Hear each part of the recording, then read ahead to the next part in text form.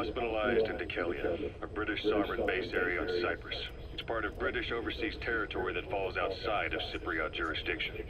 You got moved from Cuba's Little America right into Cyprus's Little Britain. Why Dikelia? The UK and the US remain close allies. The last place Cypher would think to look for you is inside their own system. That's what kept you safe in British military hospital for 9 years.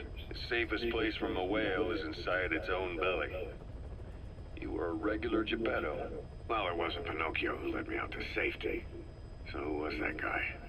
Cypher went so far as to attack British territory, burning their own ally. That's how badly they wanted you dead.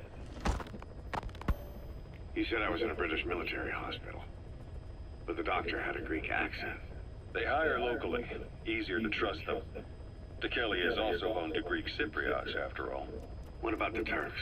They haven't returned to the south. Not yet. The Cyprus dispute is still a long way from resolved. The country is just as split as it was in '74. Turkish Cypriots in the north, Greek Cypriots in the south. Between them, the Green Line, the UN established. And Dikelia sits right on top of it. It does. Part of the buffer zone between the two groups. Another reason it was the perfect place to hide you. Easy to spot any outsiders snooping around. So how do things stand? Now, last year, the Turks declared that the Turkish Republic of Northern Cyprus is an independent state, though it's only Turkey that recognizes it. In the past, the Greeks and Turks lived side by side in the same villages. There are reasons to fight. Those came from the outside. Greece, Turkey, Britain, America. They all have their own stake in pitting the two sides against each other. But once you spark something like this, it's impossible to control. Both sides build up grudges like debt, without the foresight to see that each act of revenge just fans the flames, and then it's too late for other nations to rush in with peace talks. The embers keep on smoldering. Each nation's arrogance only breeds anarchy. The world is paralyzed by this hunger for revenge. Cyprus is no different.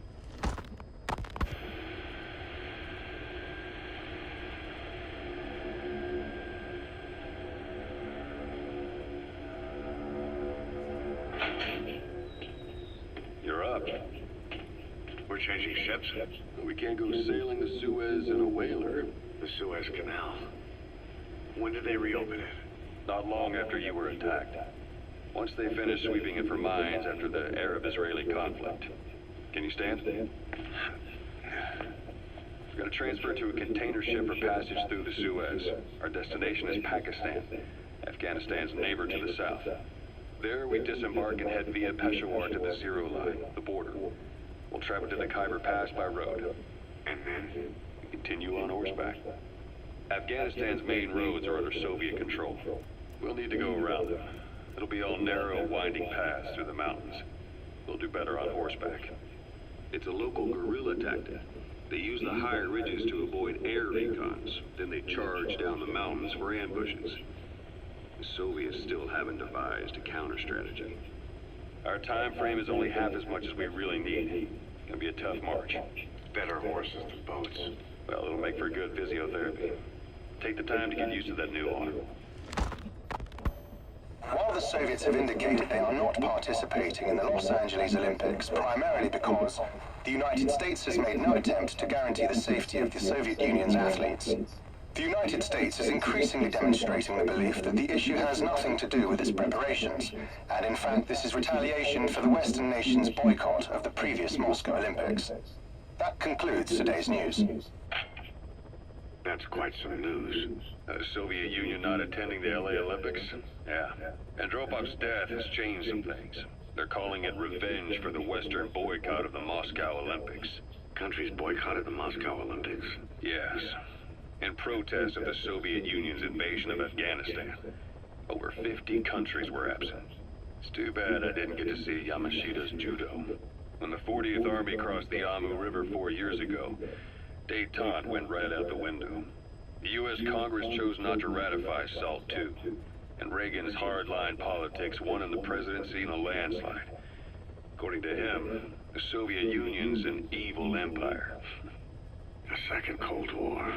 And there's been no end to regional conflicts and civil wars. Lebanon, the Falklands, Grenada, Iran, Iraq. The story never changes. Egypt and Israel did sign a peace treaty. But then the driving force on the Egyptian side, President Sadat, was assassinated afterward. Apparently, his actions were considered a betrayal of his fellow Arabs. Islamic extremists? Yes, fundamentalist extremists have been responsible for some bold acts of terrorism in recent years. We've had extremist students in Iran take U.S. embassy workers hostage, and suicide bombings in Lebanon. Over 300 foreign soldiers stationed there have been killed. The countries have yet to develop an effective means of dealing with terrorism. Afraid of losing their own men, they've pulled their forces out, handing private forces a golden opportunity. Private forces? Small armies with no national affiliation, working for the highest bidder. That's right, they got the idea from you. After Mother Base went down, they began spreading to meet the soaring demand. Miller's organization is just one of many PFs now. The entire world is after you, but at the same time, it needs you too. Miller told me about what happened in the Caribbean 9 years ago. You do remember Miller. You'd formed a private army with him, an army with no allegiance to a nation. I remember, but... I see. You're not sure what's fact and what's a fantasy caused by the coma. It's still all a mess, huh? All I can do is tell you the facts as they were told to me. I've gone easy on you up until now, but this is where the hard stuff begins. 1974, the year before you entered your coma. You were in Colombia, operating with a small unit of men, basically mercenaries. Miller was among them. Miller was trying to find a way to turn his and your talents into a line of work. He was looking to start a business where you would fight on behalf of others around the world, those who needed military force. But the reality was, at that time, you didn't have enough gear to equip your own men. Then Miller came across this client. It was a huge job he was offering, but you had a shot at pulling it off. You accepted it and headed into Costa Rica. The client even threw in an offshore facility in the Caribbean. The Mother Base, that would be your new base of operations. Miller sure did have a head for business. As your mission went on, your unit grew and grew. More weapons, more money. Before you knew it, you were commanding 300 men. As the organization got bigger, your military powers swelled to match. It got so the international community couldn't afford to ignore you. You were just too damn successful for your own good. You, your men, had worn out your welcome. Everyone was out for you. East, West, First World, Third. It was only a matter of time before someone took you down. And that was XOF. Officially, they're an anti-terror unit under the CIA. In reality, they're Cypher's private strike force. They lured you to Cuba using Chico, the Nicaraguan revolutionary kid, and Paz, a mole who worked for Cypher as bait. While you were gone, XOF, posing as a nuclear inspection team, stormed Mother Base. At the same time, C4 they'd placed on the strut legs went off. The whole thing went down in minutes. XOF. Kisses and hugs followed by a big FU. All because of Miller's blind spot. A back door into Mother Base no one suspected. You remember a certain scientist. Hewitt was responsible for bringing the inspection team on board, giving the enemy a perfect opportunity to hit you at home. You were returning from Cuba when it happened. Mother Base came damn close to taking you with it into the Caribbean. Those of your men out on assignment returned right away. They refused to believe the wreckage in the water they found was Mother Base.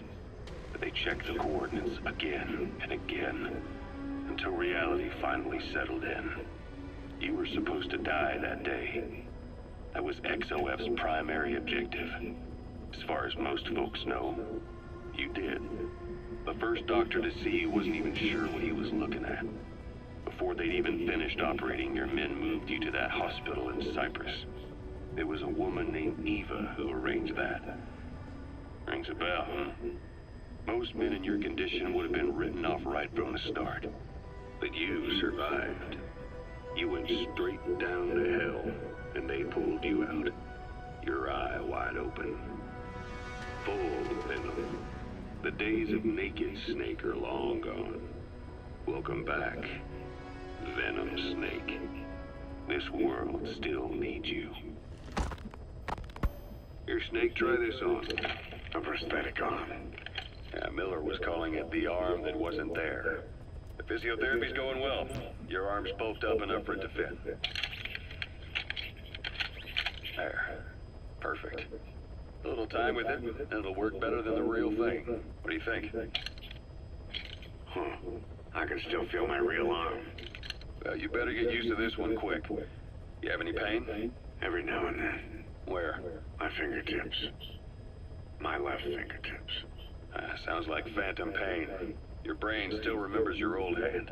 Yeah. What about your vision? Can you see okay? Yeah, at the moment. Now, the shrapnel in your skull is pressing on your optic nerve. I'm told any hard impact could have an effect on your visual cortex. Yeah. The doctor mentioned that. Your brain might process visual information incorrectly. In other words, you could have hallucinations. You might see things that aren't there, or not see things as they really are. You experience any of that? I think so. When? Right after I wake up, colors look faded. Colors, huh? Well, that's not a major concern in and of itself, but it could mean the difference between life and death in the field. You'll need to watch out for that. I will. All right. You should continue your physio. We'll be arriving soon. It's the last chance you'll get. Ocelot. I hear they started calling you Shalashaska in Afghanistan. What's that about? You know the term Sharashka? It's slang for a suspicious, hastily thrown together organization. The word became associated with the type of forced labor facility in the Soviet Gulag system. OKB scientists and engineers who'd been convicted of crimes were sent to a Sharashka for forced R&D. The Sharashkas were supervised by Lavrenti Beria of the NKVD, the secret police, under the official name 4th Special Department. Forced research. That's not very different from what we do here. Diamond Dogs is different. Everyone here believes in you. Regardless of where they came from or why they're here, they revere you. And they're fighting because it was their choice. And if it wasn't, they'd leave? Who knows? That's our reality here, whether it's real or not. If there's another truth, I don't want to know it. All that matters is that's the concept that's taken shape in their heads. The traces of a group ideology, our superstructure, to put it in Marxist terms. All right. Go on. Right. So anyway, at some point the enemy started calling me Sharashka. This was after the war in Afghanistan broke out. While I was keeping an eye on you in that hospital, I was also heading up interrogations here. The men I broke gave up their comrades and families, everything they wanted to protect the most. No real cause for it. I just let myself get caught up in the old Russian pride. And suddenly I received the honor of becoming Special Interrogation Advisor to the forced labor camps. But the more men I interrogated, the more people saw me as just that, the interrogator. It helped cover my real objective of keeping you safe. You went that far for me? Far enough to keep you alive. I ended up being pretty well known among the Afghan guerrillas. Some of them would have seen me on the battlefield, and that's how I got the second half of the name. Shashka. It's a sword, a type of saber from the Caucasus. Russian dragoons and Cossacks carried them into battle. Now, the Russian Empire had a general by the name of Fyodor Arturovich Keller. His bravery earned him the nickname Russia's Greatest Shashka. Someone must have known about that, because somewhere along the line, Shashka got stuck on the end of Sharashka. The guerrillas were using the name amongst themselves. By the time I got to hearing about it, pronunciation had wound up as Shalashashka. So, half Gulag, half hero sword. It's a perfect fit. But you see how rumors and ideas about people can get out of hand fast. Once you create a character and put it out there in public mind, it warps and twists with every baseless rumor. And before you know it, all people see are phantoms. In my case, it works out just fine. I'm plenty used to working under aliases.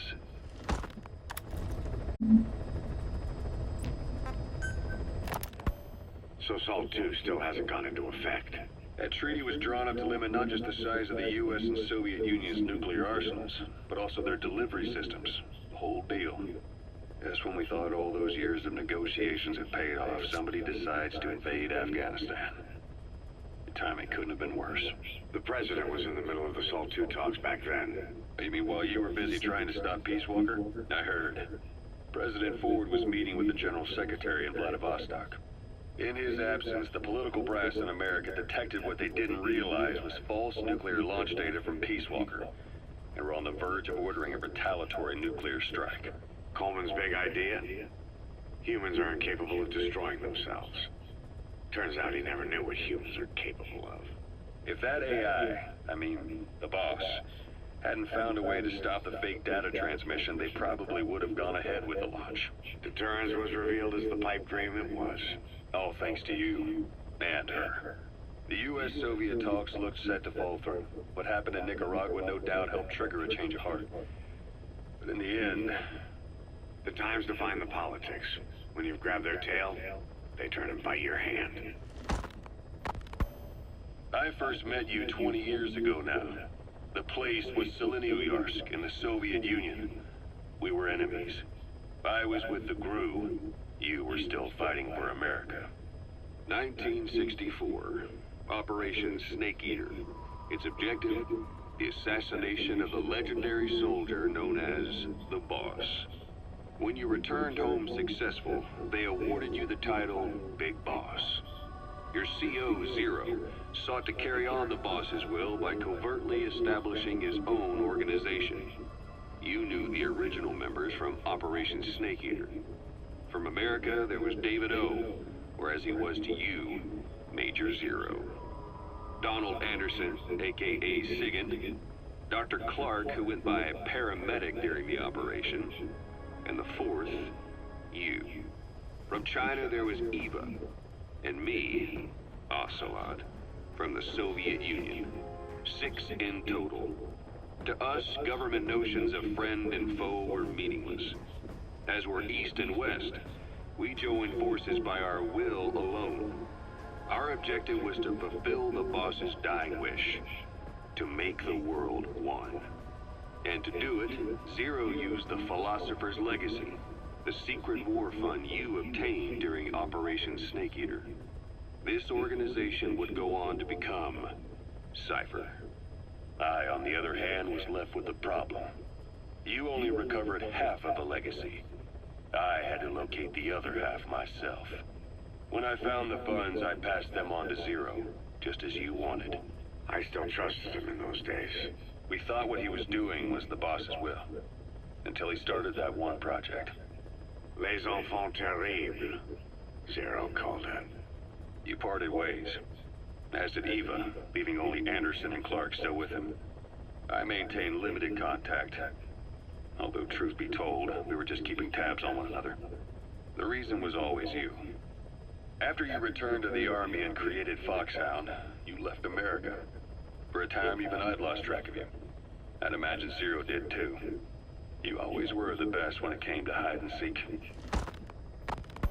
Zero created Cypher, an information network to tap into every corner of the globe. Woven together, Cypher's arteries make the world just one big organism. And that's not all. It also monitors the thorn in Zero's side. That's you, tracking your coordinates wherever you might go. The further you strayed from your roots, the larger Zero became. It's as if he was trying to close the gap between you. But before long, he disappeared from public life. Only a few people had direct contact with him. For a time, I was one of them. Then a year after you fell into your coma, he slipped out of sight entirely. Since then, nothing.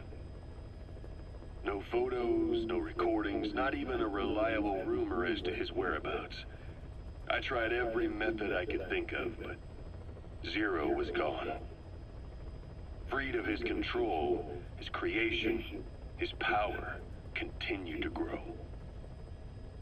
Cypher is a great beast, and Zero was its spine. But even without it, it's endured, evolved. But now its body is rotting, riddled with parasites. Parasites like the ones who attacked you 9 years ago in the Caribbean, and then at the hospital. Cypher's Black Ops Unit, XOF. They learned where you were, and came to wipe the slate clean.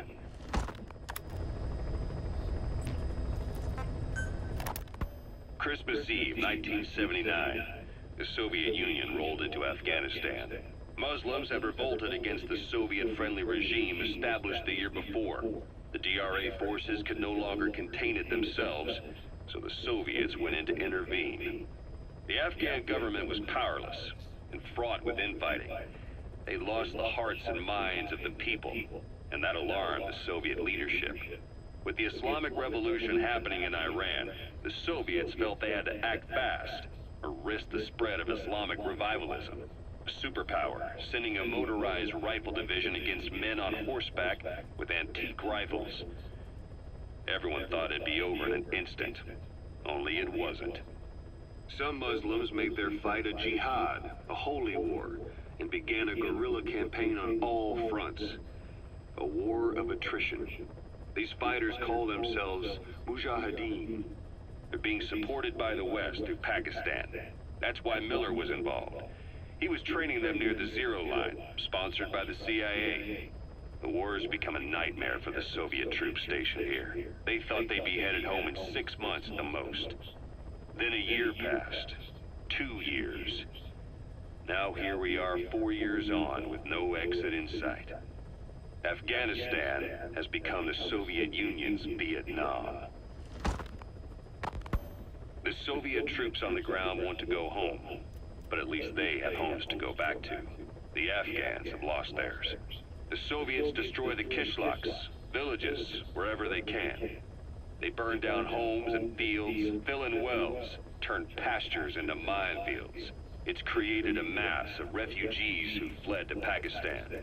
If the Mujahideen are fish swimming around the villages, the Soviets will go so far as to dry out their ocean. But this has had a big price. There's bitter resentment among the Afghans, and they're taking out their anger on the soldiers on the front lines. Among the Mujahideen are the Pashtun people. They're fiercely devoted to their code of Badal, or revenge. Soviets they've captured have had their hands, feet, and noses cut off before being left to die at the side of the road, just to show their comrades what they're capable of. Friendlies who come across them can do nothing but put them out of their misery.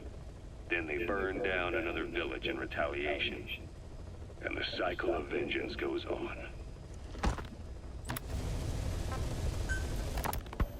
Snake, I wanted to ask you about the man on fire.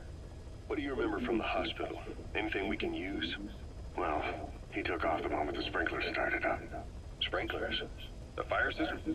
And when he got sprayed with water from the burst pipe, it slowed him down. When we escaped on horseback, he wouldn't cross the river either. And then it started to rain. And he disappeared. Water against fire. Is it that simple? I mean, it makes sense. It's just hard to believe it would work on a guy like that.